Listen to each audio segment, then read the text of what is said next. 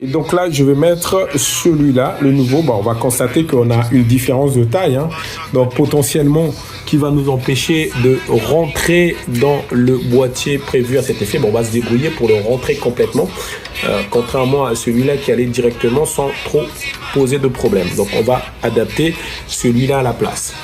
Voilà, donc là en fait l'idée, hein, c'est de solutionner en priorité pour que l'EHPAD puisse avoir de l'eau chaude. Parce qu'on a un bouclage, un réseau bouclage qui est obsolète, qui est HS. Donc en attendant de remplacer le moteur, donc la pompe on va dire, on va faire un travail de provisoire. Donc moi en fait, en général, c'est ce que je préfère faire en général sur les installations, c'est plutôt réparer que de remplacer.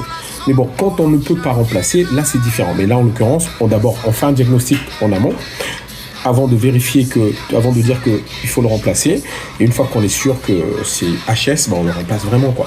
Là, bon, je vais devoir mettre ça en place et je vais éventuellement évaluer le fonctionnement.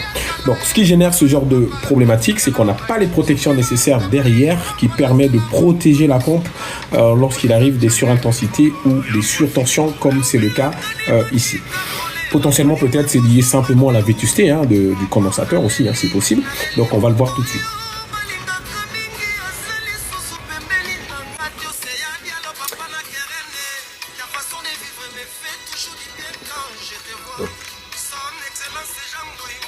Donc, comme vous le savez, hein, l'installation est hors tension, hein, pour travailler en sécurité, hein.